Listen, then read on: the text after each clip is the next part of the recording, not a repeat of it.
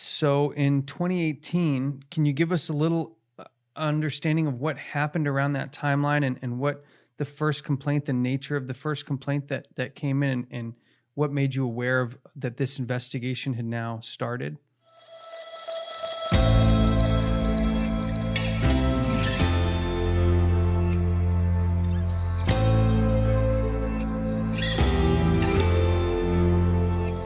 Welcome, brothers and sisters. Thank you for joining us today. This is a very special episode of Truth Matters. Please welcome back Barbara O'Nil. As many might know, in 2018, Barbara came under intense scrutiny by an Australian health authority for advocating a health message that placed the power of the healing in the hands of the individual and not in the medical establishment and the pharmaceutical companies. This is not to say she's ever spoken against these groups, but rather taught individuals to shape their lifestyles and habits to reduce their need for them altogether. It may be fair to say this is the basis for every health and wellness expert in the world. So what was it that caused Barbara to be the focus of such a level of scrutiny that she decided to leave her home country of Australia? What would we find if we were to review the timeline of Barbara's story and consider all the information? Well, it's time to find out. Barbara, welcome back, and thank you so much for joining us again.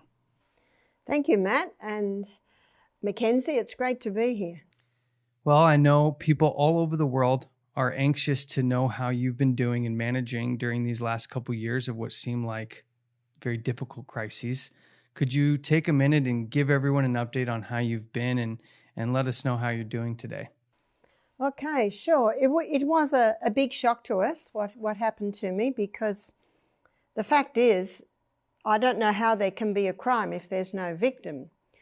The people that have put in the complaints have never met me. They have never been to our health retreat. I believe it's a differing of opinion. But what's been happening is that Misty Mountain is still running. I'm not allowed to speak, and I'm not allowed to give any health advice. But I love my mountain home. And so what I've been doing is I've become the gardener, and I certainly love gardening. And we've got a fantastic veggie garden now. We've got our compost bins up and running, and often in the morning when I'm pulling weeds and planting little seedlings, my two little grandchildren come and join me, so I certainly have enjoyed that. Meantime as well, I worked with our cook who came over from Germany to work with us for 3 months and couldn't go home. She's still with us, and I don't think she wants to go home now. She's 25, so I was able to work in the kitchen with her for a month and guide her in Misty's ways of eating. I've also been able to sit in with our lady that's come in as our health coach and advise and guide her. And the good news is that Misty Mountain is having guests and it's running very well. And then the opportunity came. We believe it was just a tiny little window of time for me to be able to come over to the US. Things relaxed a little bit in Australia because of summer, and it was just a point in time where I could come over to the US because things are starting to relax now in the US, in the Northern Hemisphere, because of summer, because the fact is people don't get as many colds and flus in the summer seasons. So when you ask how have we been, we've been great. I guess that's a real Aussie way of saying it, great mate, is that right? Or we say beauty mate. But I also know that God called me to do this.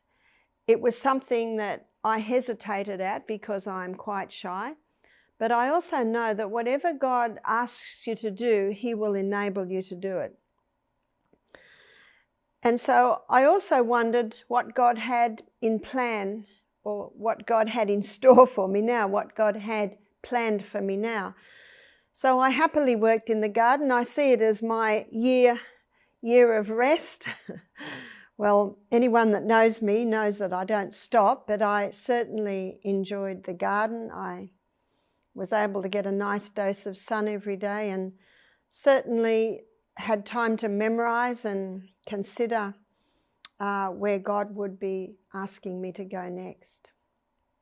Well, we're very grateful that you've been able to join us.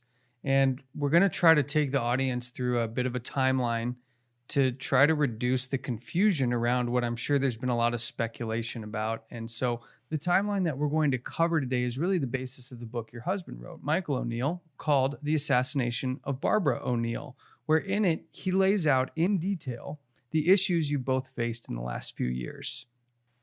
And I think it's important that our audience try to get as much context as possible, because I think what we're going to see is that what you've experienced is a symptom of a much larger root issue, which is what we're kind of hoping to uproot today. So I'd like to take our audience to 2011, where you're at Misty Mountain Retreat. You guys have just opened this new retreat, and I believe you had actually purchased this property and were looking to redo it. Can you tell us a little bit about the property when you came to find it? It used to be an old Aboriginal school, if I understand correctly. That's true. Now, we used to be in the next valley, excuse me, which was called Misty Mountain. So that's where we got the name Misty Mountain Health Retreat. And we were there, I think, about 8 years. But it was 2 hours from town. You had to drive through creeks and go up mountains. And probably our biggest complaint was access.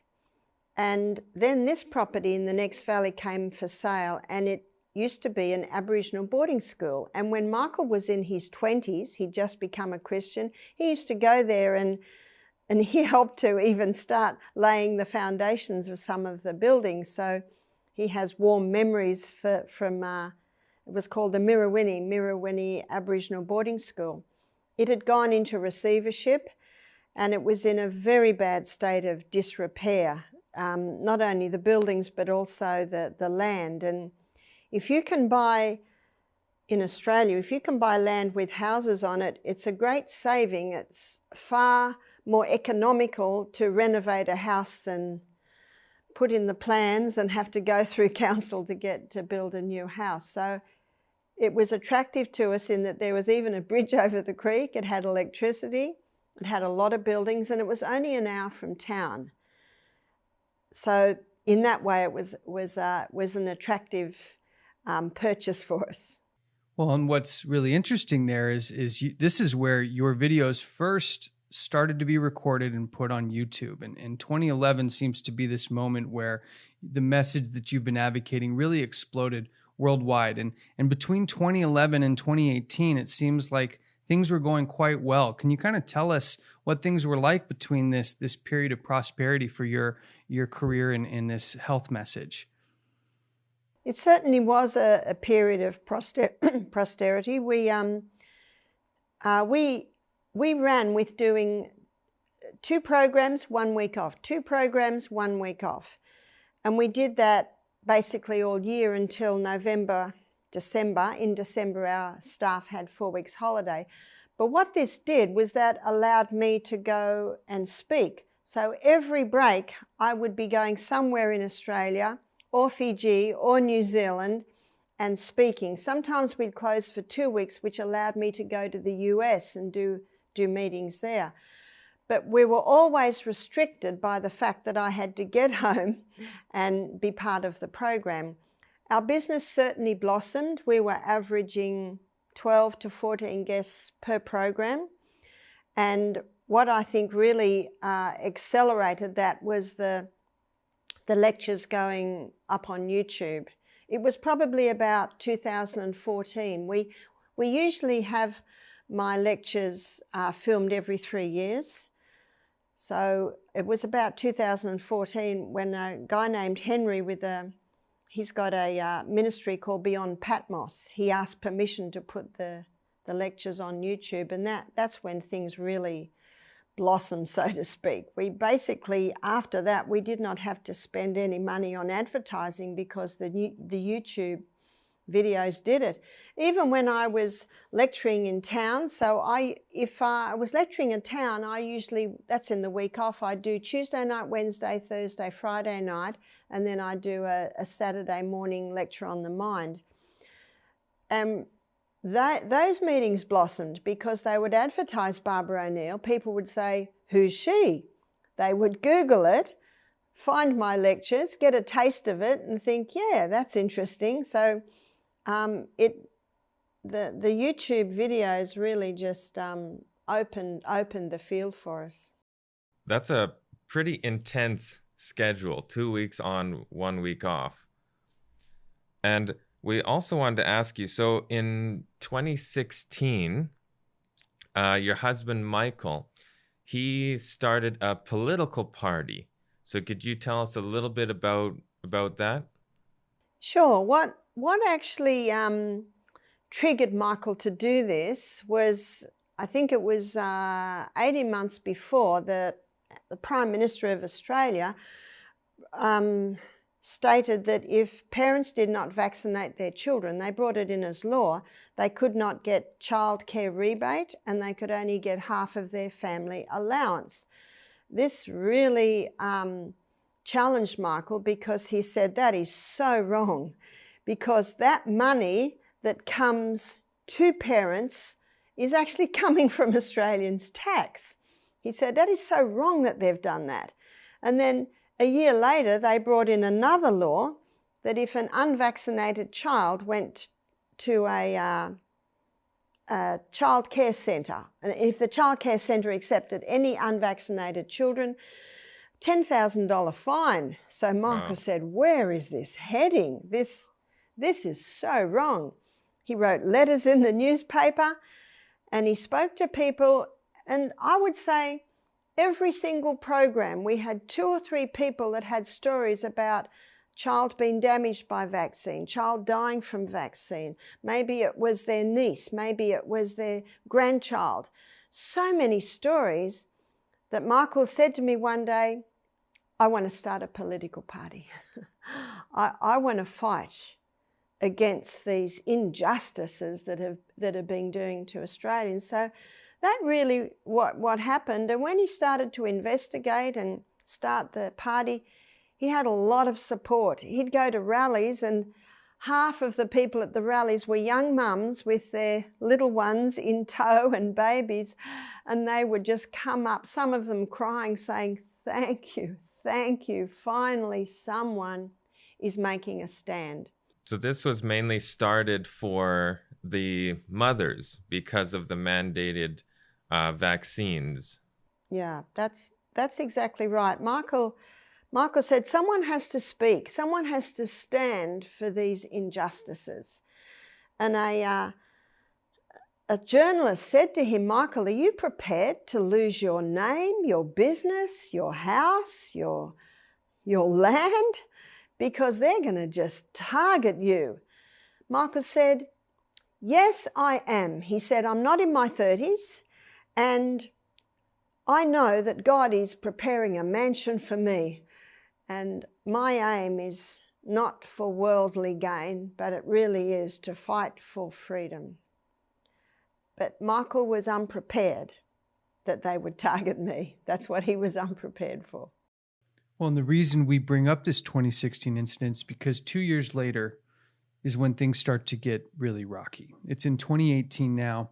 Things are running fairly smoothly, but then in October, 2 new characters, so to speak, come onto the scene. And these 2 groups are called Friends of Science and Medicine and Healthcare. It's called Friends in Science and Medicine and Healthcare Complaints Commission. So in 2018, can you give us a little understanding of what happened around that timeline and what the first complaint, the nature of the first complaint that came in, and what made you aware of that this investigation had now started? That's right. Michael and I were in Bali actually having a holiday and we got the email and Michael said, oh dear, he said, there's been some complaints about you. Now let's go back to a month previously. It was one of Michael's gatherings for his political party, public meetings, and they asked if I would give a lecture on the 8 laws of health, which I agreed to. And I basically just spoke on the body's ability to heal itself, and it can heal itself when it's given the right conditions. Michael told me, because I don't really do social media, but he told me that 24 hours later, the Friends of Science came on and said, we have to take this woman down. Are there any volunteers to put in some complaints against this woman? Within a few days, a few complaints came in. Now, the complaints were from a nutritionist in Brisbane. And one complaint was that I was advocating goat's milk for babies if the mother could not breastfeed. The other complaint was that I advocate putting a piece of apple in a net bag for a little baby to suck on so they don't get any lumps. And the claim was that the baby could choke on the net bag. Now, when Michael and I saw these complaints, we laughed. We just said, this is ludicrous. Babies have been fed goat's milk for thousands of years, and especially babies that have allergies to the cow's milk. And you can even buy a little device with a net bag in the pharmacy for mothers to put the apple in. So we didn't take it seriously. Michael seemed to have more concerns than I did. And I was to give an answer. I reflect back now that they wanted their answer to be scientific studies. I didn't give scientific studies. I basically used common sense and history. And I don't think they were happy with my answer, I realise now. And so when I was in Botswana speaking at an educational conference, I got the email that I was officially under investigation. And because I was officially under investigation, I could not speak and I could not give any health advice in Australia while I was under investigation. So the ban really started from there. I have to admit I put my head down and cried because I cried because of the injustice. I thought, I can't believe it that they have done this to me. So did you get any complaints or any people testify who you actually had worked with previously, or this was all just unrelated parties? Totally unrelated parties. In fact, I have never met the people that have put in the complaints. They have never been to our health retreat. And that's why I also presumed that the Healthcare Complaints Commission would just view this as a differences opinion, which really is what it is. Well, and to that end, there was a change.org petition put up for you that received 50,000 signatures in defense of your practices and your teachings and the results that people had from following it. And the number of complaints against you from people you have treated, 0. So can you tell us a little bit about the surprise that you may have had when getting this kind of support? 50,000 signatures is not a small feat. What reaction did you get when you submitted, or when whoever put this petition up submitted these 50,000 signatures in relation to 0 complaints against? I was overwhelmed. In fact, the thought of it even makes me a little emotional now. I'm in awe of it. In fact, I almost cannot comprehend it. It is thrilling to see, and it is certainly very, very humbling. And it was June in 2019 that I had to appear at a tribunal, and we were able to present to them then 35,000 signatures. And my understand that to date it's getting up to nearly 55. But it was as if nothing to them, which I thought was also strange. Well, I read in Michael's book that you actually had a call to send emails. I think it was Michael who requested that people send emails directly to, if I'm not mistaken, the head of the HCCC, that broke their email servers. And instead of them reading the testimonies and then being impacted by the very real world positive results, I believe they just reached back and said, please have people stop emailing us. So when they emailed me and said, we respectfully request that you take our email down because we can't function because our email is so clogged. So my husband wrote back and said, we respectfully request that you lift the ban. And I'm sure that was met with full compliance. It was met with silence. So there were essentially three complaints. The nature of what led you up into the tribunal, so to speak, were three complaints. We had one from a Queensland dietitian and nutritionist for your recommendation of goat's milk for infants who can't take formula.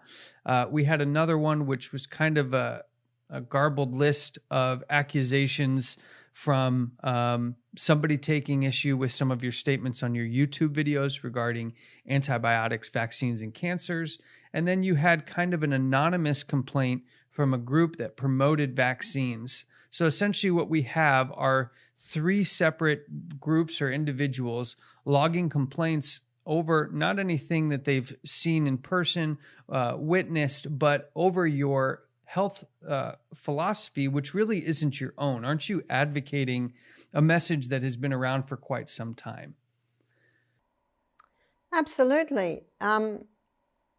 I understand, because of the work I'm in, that I have to be politically correct, and I endeavour to be politically correct. I endeavour to only make statements that can be verified.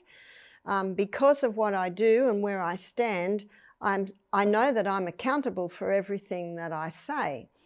I learned early in my presentations that it's a powerful thing to be able to present without notes. So I don't use notes. And I don't know if anyone's listening has ever presented, but it can be a little bit scary. But I always pray before I present and ask God to give me wisdom. But because I don't use notes, maybe sometimes I don't say things in the right way. I possibly could be guilty of that, but I never claim to be able to cure. I never claim to be able to cure cancer, and I never have, because I can't. The body alone is the effective healer. But some of the things they've taken me to task on, they have said, Barbara says the body can heal itself, so don't go to the doctor. Well, that is something I've never said.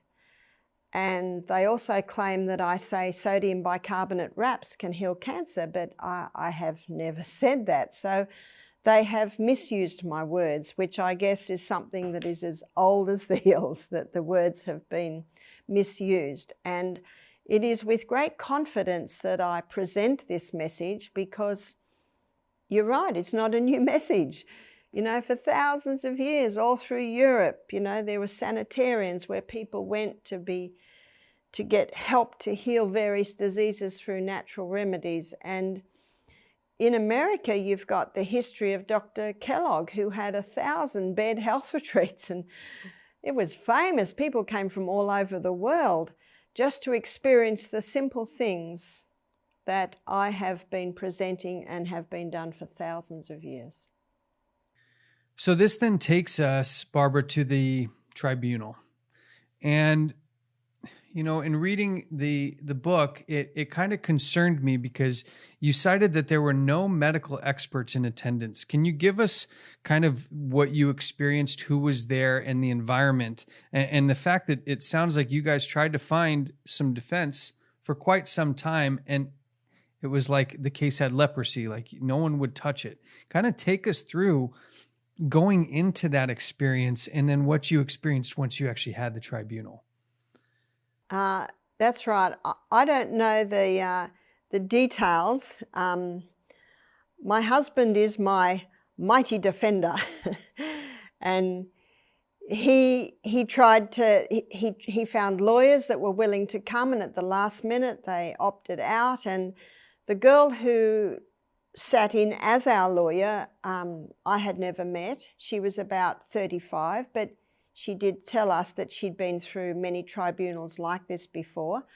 I had her to my right, and I had Michael to my left. And across me on the long table to the right was the head of the Healthcare Complaints Commission. Then there were two lawyers.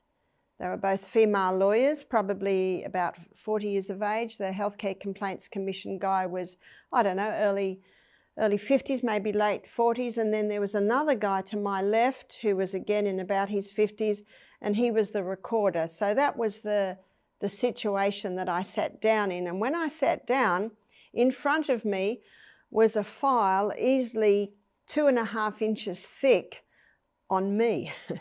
And everyone had that file in front of them. There was a screen up to my right where at any point they could bring up anything that I had said on my lectures.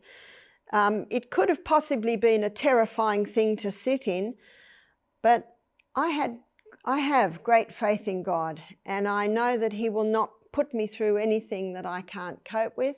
And I also had the confidence that I have done nothing wrong. And when you have that confidence, it's not that scary. So there was no other medical experts that could verify that any of the accusations were actually scientifically accurate at the tribunal? No, there were none. So what was the ending conclusion then of everything? They questioned me for 2 hours, and I know that they questioned me only on the points of controversy. And one of the biggest points of controversy is the sodium bicarbonate wraps. And these are wraps that a Canadian doctor gave me many years ago now, and we've incorporated it as part of a program that people give themselves to conquer cancer in their body. And we have found, as part of a program, we have had great success. In fact, we have had people who have been able to heal from their cancer.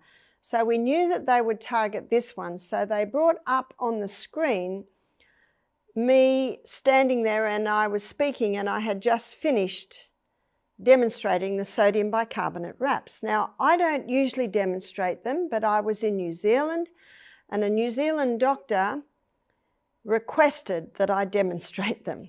And so I did demonstrate it. He had it filmed, and he put it up on YouTube, and I was unaware of this. And it wasn't for about a year later, a lady told me she'd been doing the sodium bicarb wraps. I said, how do you know how to do them? She said, well, you've got it demoed on YouTube. I said, have I? I did not even know it was up there. So let's go back to the tribunal. They bring it up, and I'm standing there and I'm speaking, and there was a question from the floor. Can you do this wrap if you're also doing chemotherapy? And my answer was this: it's like cutting the arm and putting a Band-Aid on it, cutting the arm and putting a Band-Aid on it. These two systems really war against each other, and they turned it off. And when they turned it off, I internally breathed a huge sigh of relief and thought to myself, is that all they've got? And I looked at him because I thought, now what is he going to say to me? And he said, why did you put that up on YouTube? I said, I didn't. He said, who did? I said, I don't know. I presume the people had filmed it. He said, why did you have it filmed? I said, I didn't choose to have it filmed. It was requested that I demo, and I guess they filmed it. Who requested that you filmed it? So can you see he's getting strong with me? And I said, a doctor. He said, what was the doctor's name? I said, I cannot tell you. And he said, are you refusing to answer the question? He was very strong. I was taken back by this, and at the same time, my husband's kneeing me under the table. I looked at the lawyer. She said, call a break. So we called a break, and they walked out. I said, have I blown it? What have I done? And my husband was not happy that I'd quoted this doctor, so that's the only time I actually felt a little upset. And the lawyer said to me, you have to answer the question or you will be charged. I said, okay. So they brought it back in. They started the tape up again, and the Health Care Complaints Commission, as soon as the tape was on, he looked at me, he pointed at me and said, what was the doctor's name? I said, Dr. Thomas. He said, what's his surname? I said, I don't know. It's an Indian name, and I can't pronounce it, and all of his patients call him Dr. Thomas. Where is he working? I said, New Zealand. And they just dropped it like that because they have no jurisdiction over New Zealand. Wow. Now, if it had been Australia, I think that poor doctor would have come under investigation as well. So that was probably the most difficult spot of the whole interlude, and yet I don't really think that is that difficult. And I'd like to relate one other incident, which I thought was a little strange, but this was the only other one they made quite a big deal of. And it was a lady who had conquered her cancer by doing everything at Misty Mountain. And she rang me up and she said, "Barbara, I have a letter there and I don't understand it. Could you read it to me?" I read it and I said, "Elaine, this letter says that you are cancer-free." But you know, it was in such technical terms, she couldn't understand it. And I must have related this in a lecture that had been videoed because they brought me to task on it. And the man said to me, "Why did you read that letter?" I said, "The lady asked me." Because he said, "Only a doctor can read it." I said, "She asked me to." He said, "How do you know what the words meant?" And I said, "I'm a nurse. You learn the words. I'm a natural therapist. You learn those words." He said, "What were the words?" I said, "I can't remember. It was 3 years ago." And that was the end of that dialogue. I personally thought that was a bit silly. That you shouldn't be able to read the document and not understand the words. These guys have got nothing on me, if that's all they can come up with.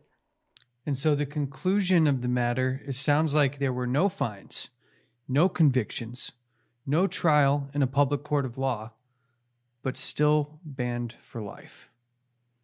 Tell us a little bit about when you received that news. Well, at the end of the tribunal, going back a little bit, which went for 2 hours, and one might say, what happened in the 2 hours?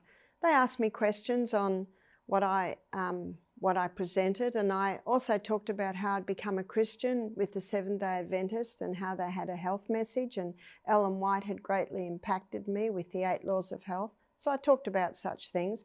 But when it was over, Michael and the lawyer and I were sitting there, and the lawyer said to me, "I can't believe this." She said, "They've got nothing on you." Now, this is the lawyer who sat through similar tribunals again and again and again. She said, "They've got nothing on you." So my husband said, "Does that mean she'll be free? The ban will be lifted?" The lawyer said, "Oh, no, she'll get a life ban, but she won't be put into jail, because if she was guilty, she'd go to jail." That really challenged us. And so this was June 2019.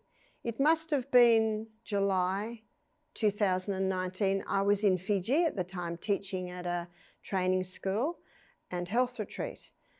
It was on one of the main Fijian islands. And I got the email that I had received a life ban, and they had 17 pages of accusations against me. I cried. In fact, I sobbed. I sobbed for 15 minutes. I was by myself, which I was glad of the luxury of being able to grieve. And after 15 minutes, I stopped. I dried my eyes and I said, "Well, Father in heaven, what plan do you have for me now?" Because my life is his. When I got home, my husband said, "Well, my dear, you have a choice. You can retire or you can just work overseas." And I said to him, "I am not ready to retire. Even though I'm in my late 60s, I feel I've still got a lot to give, and I feel I maybe have more to give now than I have ever have, because I have so much more experience now. I have so much more knowledge in my mind now." So I said, "No, I'd like to work overseas." So 2020 was totally booked out for me, all over the world, and then COVID hit. So that's when I became the gardener. And so that kind of takes us through where we are today. I mean, you cited in the book that this quote, I'll just read it directly. It says, "I remember the words of Jesus. When they persecute you in one city, then flee to another. I accepted that advice and had to move on. I feel disappointed that I had to leave my country of my birth and where my children live." Tell us what your faith was like during this, what role your faith played to carry you through, and these words that you've given that Jesus gave his followers to have confidence in the face of persecution like you've experienced. It was my faith that sustained me. I don't know how I could have done it without this faith, because I believe what happened to me was so unjust. But something else happened, and it was a newspaper article in the Guardian newspaper. I'm sorry that I can't remember the absolute timeline of this. I think it was probably late 2019 that a journalist, she's actually an Australian journalist, picked up the Healthcare Complaints Commission's complaints upon me, and she wrote an article in the Guardian newspaper in London. And that Guardian newspaper, of course, can be read worldwide, because it was within probably hours of it hitting the press, we got a phone call from London, 7:30 in the morning, saying, "We're just warning you. A very bad article has been written on you in the Guardian newspaper, claiming that you are a fraud and a threat to public safety," misusing a lot of my words. That was hard. And then a few hours later, we got a call from America saying, "We're just warning you, this Guardian newspaper has gone around." By the end of the day, I was getting emails from my sisters saying, "We've just read what they've said. And my sisters are very medical. They said, we don't know the whole story, but we just want you to know that we support you. We know you. We know we call you the gentle healer. We know how honest you are. So we don't believe what they're saying." And that was very nice. It was very, very nice to get that. But I think that a lot of people read that and thought, she must have done something wrong for this to have happened. And something else happened too, and that was a doctor in the Cook Islands read the Guardian newspaper. Now, I had been to the Cook Islands twice, one a few months previously and one a year ago, giving health lectures. We found it where they were very successful programs, so much so that I was getting requests from other islands, even from the chiefs of those islands, wanting me to lecture there. But this doctor from the Cook Islands had read the Guardian newspaper, so he went to the Cook Island government and said, "This woman needs to be banned from our islands." That really saddened me. So we got a letter from the Cook Island government saying that I was banned from those islands. I am so sorry when people do not investigate and find out the truth for themselves. And this is really what inspired Michael to write the book, The Assassination of Barbari O'Nil, to basically vindicate me, I guess, and tell the true story. When I saw the title, I said, "Michael, that's a little strong." He said, "No, it's good, it's good." The cover's red. I said, "Michael, red?" He said, "No, it's good." And also the graphic designer, they agreed that it needed to be strong. So that book, I guess, is an illustration of my husband's love for me, which my heart was really overwhelmed that he did that. But it was also Michael's sense of great injustice that had been done, and wanting to do something to fight that. Something else happened about this time, because Michael wanted to take this to court. He wanted it to be revealed in the courts, the injustice. But he says, "I'm too innocent and too ignorant to go on the court stand. I might not say the right thing." He said, I don't see their wicked designs. He said, "I see too much the good in people." Whereas he loves taking the stand because he sees straight through them. And he was at church, our local church, and he met a doctor there. And the doctor, I think, was from Romania, a European country. And he said, Michael, I want to tell you my story. He said, 30 years ago, I fled our country because of communism. Australia would not acknowledge my education as a doctor, so I did another 5 years to be acknowledged as a medical doctor in Australia. I worked as a medical doctor in Australia for another 10 years, and then a complaint was put in about me that I wasn't writing enough prescriptions, and so I became a target of the Healthcare Complaints Commission too, and they banned me because I was not writing enough prescriptions. He said, I took it to the High Court. I lost. He said, I have lost my house. He said, I've lost my job. I've lost my qualifications. He said, please don't take it to court. You'll lose everything. And it was after that interview that Michael had with that doctor that he wrote the book. And he decided not to take it to court. Well, the book definitely is attention grabbing. And I think that's a good thing, because then people's attention is grabbed. But no, she's still alive, talking to us today. But do you mind telling us a little bit what that article in The Guardian said? I have to tell you, I never read it. I made a decision not to read it. But my husband read it. Anyone who read it got angry, and that's why I decided not to read it. I am a tender soul, and I knew it would hurt me. But my son read it, and he rang me up. He said, Mum, it's all lies. And my daughter-in-law said to my son, but William, they're not allowed to print lies. He said, well, they have. And I do know there was one situation where I was misquoted. There's the quote that I'm saying that sodium bicarbonate will heal cancer, but as I've already clearly shown you that I've never said that. If I had said that, the HCCC would have had it up there on the film.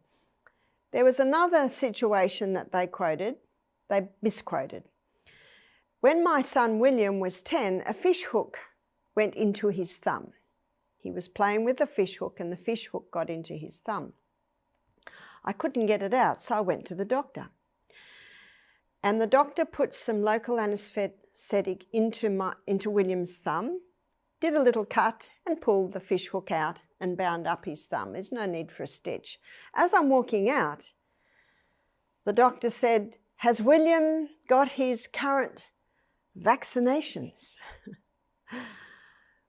I stopped, I looked back at the doctor, I smiled, a big smile, which shows confidence. I said to the doctor, my son has been immunised naturally. I'm a naturopath and a nurse. If I have any concerns, I'll call you. And I left very quickly. Now, what did I mean by that? And this is what I obviously said in a meeting that I gave. William runs through the hills. He gets lots of fresh air. He gets fresh water from the garden, from the mountain stream. He eats vegetables grown in our garden, which are incredibly high in minerals and nutrients. He goes to bed early. He is brought up in a home where he's taught the love of God. He drinks adequate water.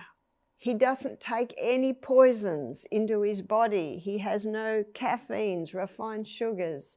That is natural immunisation. But what I've been quoted as saying is, you don't need to take your children to the doctors and vaccinate the mothers. Just let your children run through the hills. So you see how it can be distorted. I actually took my son to the doctor, and that's what I say to mothers. If you're concerned, take your child to the doctor. Have your child assess.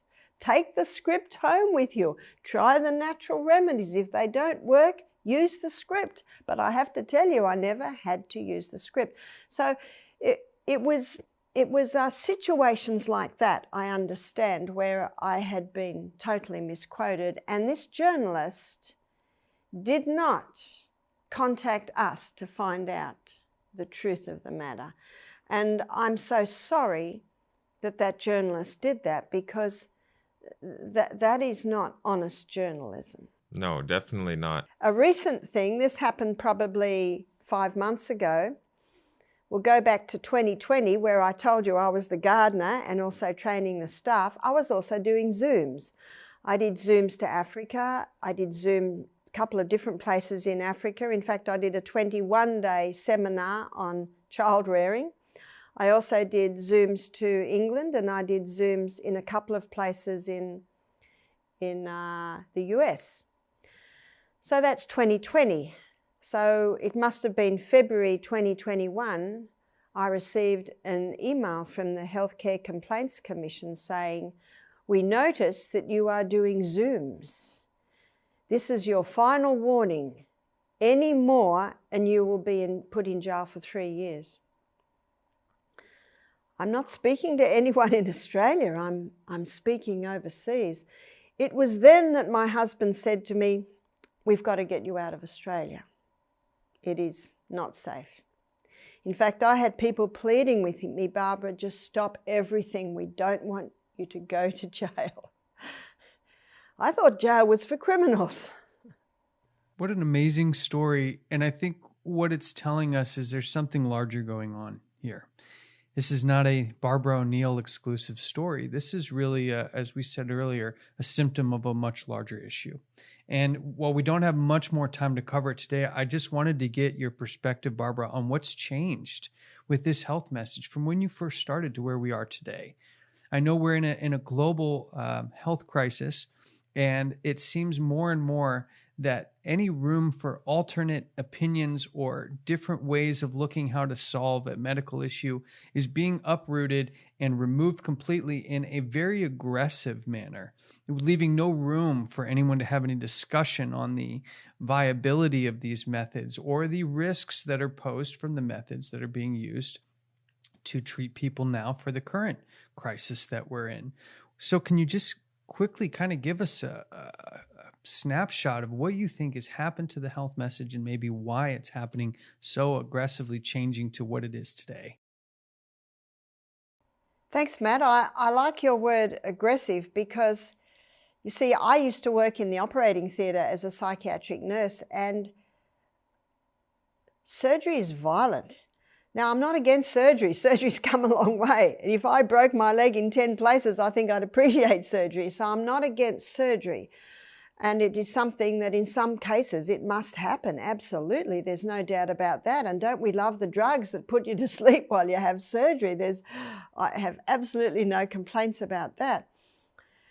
But what it is with the natural medicine is it's very, very gentle.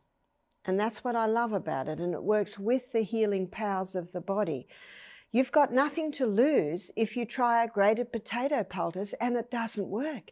You've got nothing to lose if you do a sodium bicarbonate wrap and you feel it's not doing a lot. You've got nothing to lose. But with the medical treatments today, if you do it and you decide it hasn't worked, you've lost a lot because of the damage that the medical ones do. So you are right, Matt. There's something more sinister behind the scenes. There must be, for them to be so much opposition against natural methods of healing. I know many naturopaths in Australia who are working, and they say to me, "I'm a little bit worried if I'll be taken down." I said, "You won't be taken down because your husband doesn't have a political party." So I say to natural therapists worldwide, relax, I believe you're safe. And that's all I ever wanted to be, was just gently and silently and quietly in the background, helping as many people as I can to bring about a healing condition in their body and get relief. That's really what the natural methods do. So you're right, Matt, there's something further afield here. And I think never in the history of mankind have natural treatments been more important, because we're hearing horrific stories about deaths from the coronavirus, about the blood clots. So many things are coming out, and yet there's no side effect from using natural methods of healing. And if 90 9% of people heal or recover from the coronavirus. And by the way, if their bodies are given the right conditions, they can recover in 3 days instead of 2 weeks. And they're the simple, natural methods of healing. So using common sense, it defies reason that anyone would have a complaint about these natural methods of healing. And I hesitate to say what I'm about to say next. So I'm going to say this was 5 years ago. There were 4 doctors that got me to go to their towns and give these messages, because they know if everyone knew what to do to their bodies when they get sick, casualty visits would drop, doctor visits would drop. How many doctors don't have room to have any more patients? So I hesitate to say it, because far be it from me to put those doctors in a position where they might lose their credentials. So I say 5 years ago because maybe they're not practicing anymore. Maybe they've retired, so they can't be taken down. So I think the main thing from all of this is that we need to understand our body and just the freedom to choose what route we want to go. Do we want to try certain natural methods of healing that aid the body in healing itself? Or do we want to take conventional route, but we at least need that choice? It's not a free country if we're forced to go a certain way that only benefits a certain group of people. That's absolutely right. I think, well said, Mackenzie, and this is what my husband's political party is about. It's the Informed Medical Options Party. Notice the word informed, notice the word option. It's really a political party that is fighting for free choice. You see, God's government is a government of choice, and it is our God-given right as human beings to be able to choose. If someone chooses the vaccine, I respect their choice. And what I would like is that same respect back if I choose not to have the vaccine.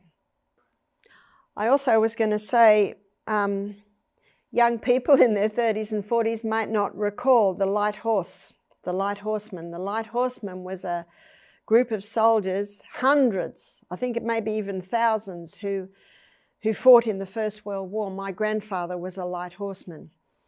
Please Google it. You'll be impressed with this Australian light horseman. They were fearless. My grandfather went to war with a total disregard for his safety to fight for my freedoms. Now, my freedoms have been taken away from me. They have been in Australia under the guise of safety.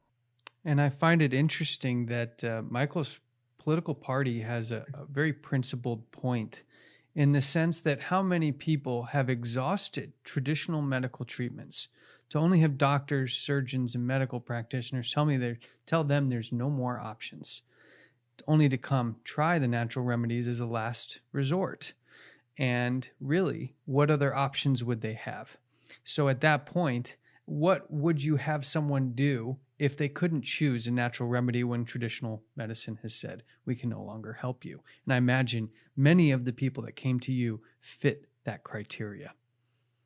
They certainly do. And some people don't make it. In fact, you know, they come too late, but they're happy because the natural methods made their last days more comfortable. But we have Aboriginal twins working at our retreat. These guys, Dan and Dave, are in their mid-50s. Dave's been working for us for years, but his twin brother recently had a heart attack. He was obese. He was on a lot of medication. They nearly lost him several times. He started to use natural methods and he lost weight. He came and did our program. He loved our program, lost a little bit more weight. He was a bit scared about coming off his medication. I have no authority about medication. I give the person the choice. He was using natural remedies, but his blood pressure got so low he was nearly passing out. I said, Dan, I think it's time to stop your blood pressure medication. You're going too low. You're 100 over 60. 3 days later, his blood pressure was 115 over 75, and he saw it. So he's been working with me in the garden. he was on a pension because they'd basically pensioned him off. He's trim, slim, fit, muscular, on no medication.